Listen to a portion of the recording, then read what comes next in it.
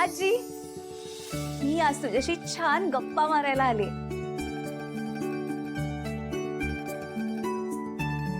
आजी, तुला एक सांगू, तू ना कायम मला माझी एक मैत्रीण आहेस असंच वाटत आलंय, जिच्याशी मी मन मोकळेपणाने मनातलं सगळं काही बोलू शकते.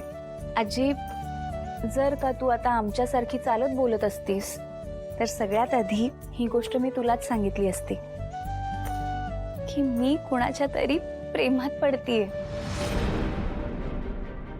म्हणजे आता पण हे सगळं मी सगळ्यात आधी तुलाच येऊन सांगतेय. पण जसं मी म्हटलं तसं तू जर का आता आमच्यासारखी चालत बोलत असतीस तर माझ्या बाजूने तू घरातल्यांना ही गोष्ट नीट समजावून सांगितली असतीस ना. आणि तुझा शब्द म्हणजे या घरातला शेवटचा शब्द, ज्याला कोणी नाही म्हणूच शकत नाही. आजी, तुला सांगू, म्हणजे तू ओळखत असशील त्यांना, बाबांचे बॉस जयंत कानेटकर. ते बऱ्याचदा आपल्या घरी सुद्धा येऊन गेले आहेत, सगळ्यांना भेटले आहेत. आणि तुला माहितीये का, आता मी सुद्धा त्यांच्याच दुसऱ्या ऑफिसमध्ये जॉब करते. आता ते माझे पण बॉस आहेत. म्हणजे तसं कामानिमित्त आमचं एकमेकांशी खूप बोलणं व्हायचं. मध्यंतरी तर मला एके ठिकाणी कॉन्फरन्सला पण घेऊन गेले होते. म्हणजे तसं कामानिमित्त आमचं एकमेकांशी सतत बोलणं सुरूच होतं. पण तरीही त्यांच्याशी बोलताना कायम मला असं जाणवायचं की नक्कीच त्यांच्या मनात माझ्यासाठी काहीतरी स्पेशल फिलिंग्स आहेत. आणि तुला माहितीये, तसंच झालं.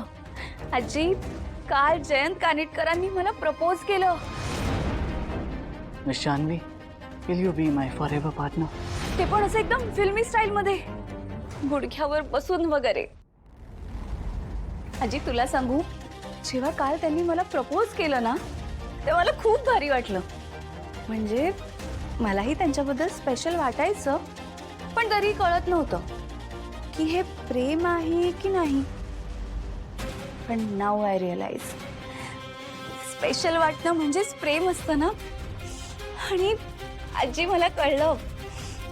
आजी, आय मीन लव्ह. आजी, ही जयंत कानेटकरांच्या प्रेमात पडलीये.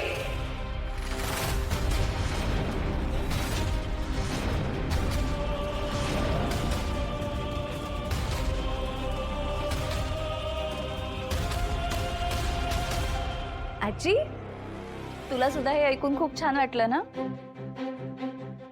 उठून बसायचंय तुला. थांब थांब, सावकाश. सर,